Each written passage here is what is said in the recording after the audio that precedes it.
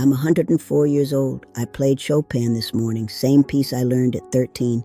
I can recite Genesis 1 through 20 from memory. I still remember every phone number I've ever had. I can tell you what I had for dinner last Thursday. Baked chicken, green beans, cornbread I made myself. People ask me all the time, Miss Hattie, how are you still so sharp? Like it's some kind of miracle. No, it's not a miracle. It's what I did and what everybody else stopped doing. Let me tell you, my sister Pearl was 2 years older than me.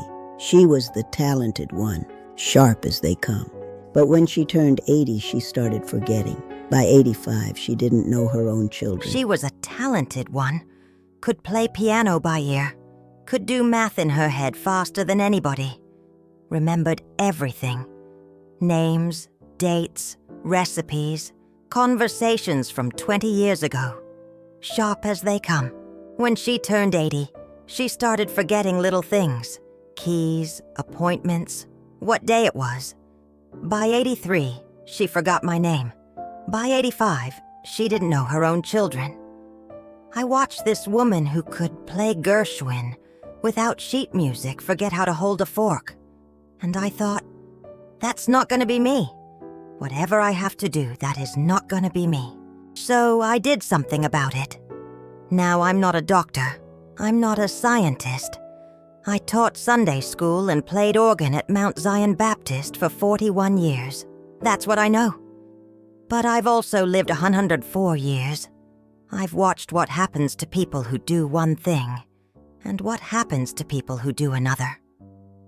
So here's what I know. First and most important, use your brain. Every single day. Not for easy things, for hard things. I play piano every morning. Not simple songs, the hard ones.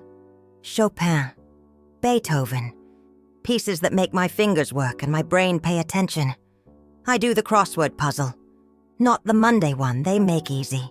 The Saturday one. The one that makes you want to throw the paper. I memorize scripture. Still. At 104, last month I rememorized Psalm 91 just to prove I still could. Your brain is lazy by nature. It wants to rest. It wants to watch TV and scroll on the phone. Don't let it. Pearl stopped playing piano when she got married. Stopped reading. Stopped doing anything that made her think. She watched her stories all day. Same shows over and over. And her brain got the message. It said, oh, we're not needed anymore. Okay, we'll shut down. And it did. You have to make your brain work. Every single day. Hard things. Uncomfortable things. Things that make you focus. That's the first thing. Second thing, stay around people. Even when you don't want to. Lord knows people get on my nerves. After 104 years, I've met every kind. But I need them anyway. And so do you. When you're alone too much, your brain goes soft. No conversations to follow. No names to remember. No faces to read. Nothing to keep the machinery running. I play cards every Thursday with 3 women from church. Been doing it 31 years. I don't even like one of them. Dolores talks too much, and I'm pretty sure she cheats. But I show up anyway, every Thursday, because my brain needs the exercise. After my husband died, I wanted to close the door and never see anybody again. But I didn't. I made myself answer the phone. Made myself go to church. Made myself sit on this porch and wave at whoever walked by. My friend Vera stopped leaving her house. Said she just wanted to be alone. Said people tired her out. 3 years later, she had dementia. Don't go quiet. Stay in the world.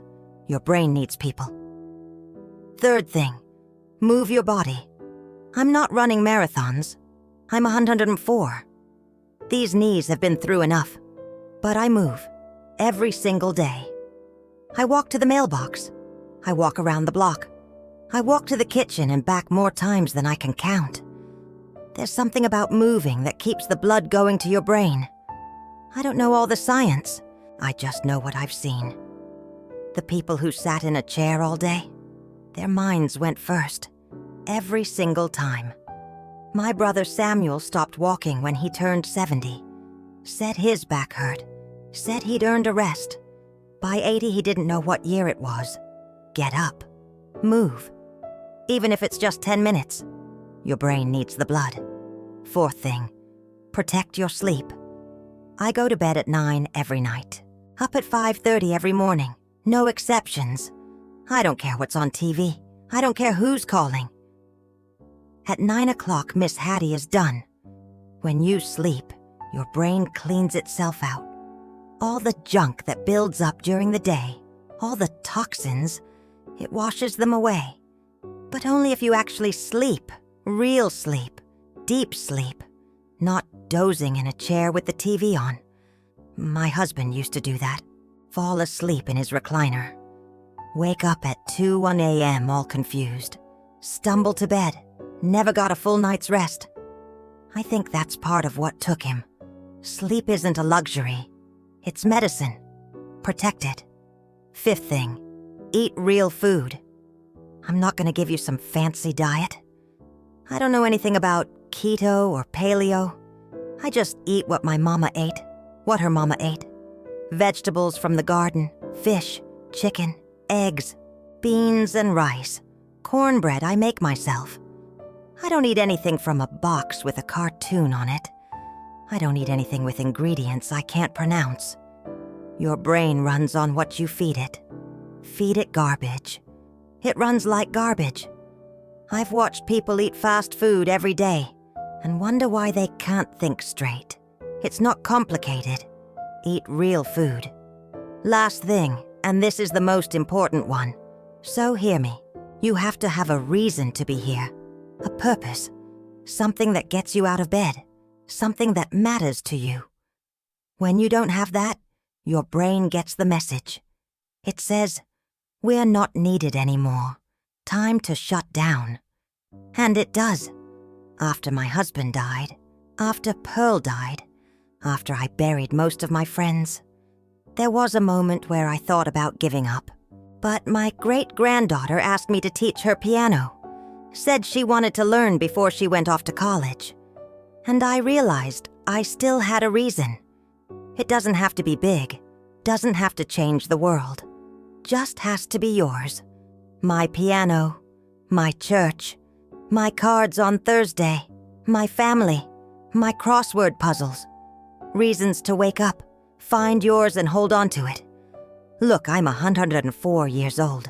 I've outlived my husband, my sister, 2 of my children, most of my friends. And I'm still here.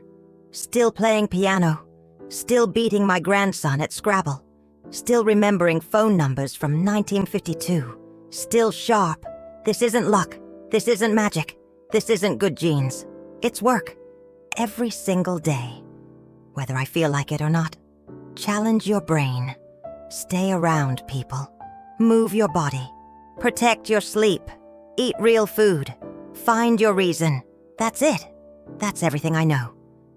My students always wanted a shortcut, a trick, some easy way.